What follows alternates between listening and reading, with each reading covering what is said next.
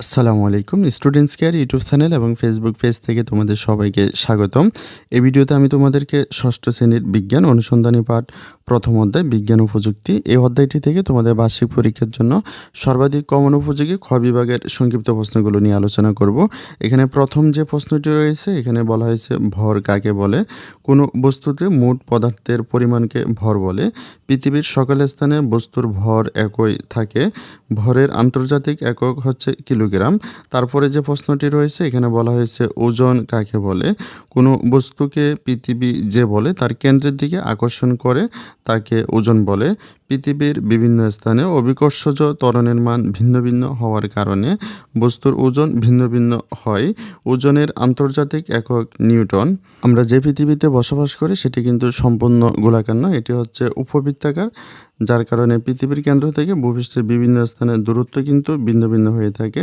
তাই কোনো একটি বস্তুকে যদি পৃথিবীর বিভিন্ন স্থানে নেওয়া হয় তাহলে পৃথিবীর কেন্দ্র থেকে ওই বস্তুর দূরত্ব কিন্তু ভিন্ন ভিন্ন হয়, অর্থাৎ ওই বস্তুর প্রতি পৃথিবীর কেন্দ্রের আকর্ষণও ভিন্ন ভিন্ন হয়, যার কারণে ওই বস্তুর ওজনটি ভিন্ন ভিন্ন হয়ে থাকে। কিন্তু একটি বস্তুকে পৃথিবীর যেখানেই নেওয়া হোক না কেন ওই বস্তুতে যে পরিমাণ পদার্থ রয়েছে সেটি কিন্তু সবসময় একই থাকবে। তাই পৃথিবীর যে কোনো স্থানে বস্তুর ভর কিন্তু একই থাকে। তাই আমরা বলতে পারি পৃথিবীর বিভিন্ন স্থানে বস্তুর ওজন ভিন্ন ভিন্ন হলেও ভর কিন্তু একই থাকে।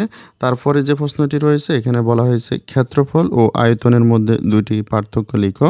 আমরা জানি ক্ষেত্রফল হচ্ছে দৈর্ঘ্য গুণ প্রস্থ, আর আয়তন হচ্ছে দৈর্ঘ্য গুণ প্রস্থ গুণ উচ্চতা। আর ক্ষেত্রফলের একক হচ্ছে বর্গ একক, আয়তনের একক হচ্ছে ঘন একক। তাই আমরা উত্তরটি এভাবে লিখতে পারি ক্ষেত্রফল ও আয়তনের মধ্যে দুটি পার্থক্য নিম্নরূপ। ক্ষেত্রফল হলো দৈর্ঘ্য ও প্রস্থের গুণফল, অন্যদিকে আয়তন হচ্ছে দৈর্ঘ্য প্রস্থ ও উচ্চতার গুণফল। ক্ষেত্রফলের একক হলো বর্গ একক, অন্যদিকে আয়তনের একক হচ্ছে ঘন একক। তারপরে যে প্রশ্নটি রয়েছে এখানে বলা হয়েছে কেলভিন স্কেল কাকে বলে? তাপমাত্রার যে স্কেল পদার্থের ভৌত গুণাবলীর উপর নির্ভরশীল নয় তাকে কেলভিন স্কেল বলে। এই স্কেলে তাপমাত্রাকে কেলভিন এককে প্রকাশ করা হয়। এর নিম্নাঙ্ক হচ্ছে 273.15 কেলভিন এবং উচ্চাঙ্ক হচ্ছে 373.15 কেলভিন। তারপরে যে প্রশ্নটি রয়েছে এখানে বলা হয়েছে নাসার মহাকাশ যানটি কত সালে বিধ্বস্ত হয়েছিল? নাসার $125 মিলিয়ন মূল্যের একটি মহাকাশযান 1999 সালের 23শে সেপ্টেম্বর মঙ্গল গ্রহে বিধ্বস্ত হয়েছিল। তারপরের প্রশ্নটিতে বলা হয়েছে বৈজ্ঞানিক অনুসন্ধানের ধাপগুলো কি কি? বৈজ্ঞানিক অনুসন্ধানের যে 6টি ধাপ রয়েছে সেগুলো হচ্ছে পর্যবেক্ষণ, পরীক্ষণ, প্রশ্ন নির্ধারণ, ফলাফল তৈরি, সম্ভাব্য ব্যাখ্যা দাঁড় করানো, সবাইকে জানানো। তারপরে যে প্রশ্নটি রয়েছে এখানে বলা হয়েছে রাশি বলতে কি বোঝায়? যা কিছু পরিমাপ করা যায়, যার পরিমাণে একটি নির্দিষ্ট সংখ্যা দিয়ে নির্দেশ করা যায় তাকে রাশি বলা হয়। যেমন ওজন, উচ্চতা, সময়, তাপমাত্রা ইত্যাদি এগুলো পরিমাপ করা যায়, তাই এগুলোকে রাশি বলা হয়। কিন্তু দুঃখ, কষ্ট, আনন্দ, বেদনা এগুলো কিন্তু আমরা পরিমাপ করতে পারি না, তাই এগুলোকে আমরা রাশি বলি না।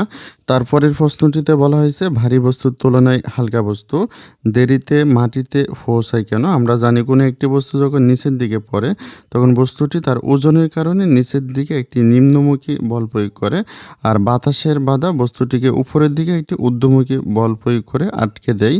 আর ঊর্ধ্বমুখী বলের পরিমাণ যখন কম হবে তখন বস্তুটি দ্রুত গতিতে নিচে পড়ে যাবে, কিন্তু ঊর্ধ্বমুখী বলের পরিমাণ যখন নিম্নমুখী বলের তুলনায় বেশি হবে তখন কিন্তু বস্তুটি ধীর গতিতে নিচে পড়বে। আর হালকা বস্তুর ওজন কম হওয়ার কারণে এক্ষেত্রে কিন্তু বাতাসের ঊর্ধ্বমুখী বলের পরিমাণ বেশি হয়ে যায়, তাই বস্তুটি দেরিতে নিচে পৌঁছায়। তো আমরা উত্তরটি এভাবে লিখতে পারি বাতাসের মধ্যে বস্তুদ্বয় পতনের সময় এদের ওজনের বিপরীতে বাতাসের ঊর্ধ্বমুখী বল কাজ করে। ভারী বস্তুর তুলনায় হালকা বস্তুতে ঊর্ধ্বমুখী বল বেশি হওয়ায় তা দেরিতে মাটিতে পৌঁছায়। তারপরের প্রশ্নটিতে বলা হয়েছে মৌলিক একক কী কী? যেসব একক স্বাধীন অর্থাৎ অন্য কোনো এককের উপর নির্ভর করে না সেসব একককে মৌলিক একক বলে। মৌলিক একক মোট 7টি, এগুলো হলো দৈর্ঘ্যের একক মিটার, সময়ের একক সেকেন্ড, ভরের একক কিলোগ্রাম, তাপমাত্রার একক কেলভিন, বিদ্যুৎ প্রবাহের একক অ্যাম্পিয়ার, আলোক উজ্জ্বলের একক ক্যান্ডেলা এবং পদার্থের পরিমাণের একক হচ্ছে মোল। তারপরের প্রশ্নটিতে বলা হয়েছে যৌগিক একক ব্যাখ্যা করো। যেসব একক একাধিক মৌলিক এককের সমন্বয়ে গঠিত তাদেরকে যৌগিক একক বলে। যেমন আয়তনের একক ঘনমিটার, যা 3টি মৌলিক একক দৈর্ঘ্য, প্রস্থ ও উচ্চতার একক মিটারের গুণফল। তাই আয়তনের একক একটি যৌগিক একক। তাহলে ভিডিওটি এ পর্যন্তই। ভিডিওটি ভালো লাগলে কমেন্টে জানাতে পারো এবং পরবর্তী সকল ভিডিওগুলো সবার আগে পাওয়ার জন্য চ্যানেলটিকে এখনই সাবস্ক্রাইব করে রাখো। আর যারা সাবস্ক্রাইব করেছো তাদেরকে অসংখ্য ধন্যবাদ।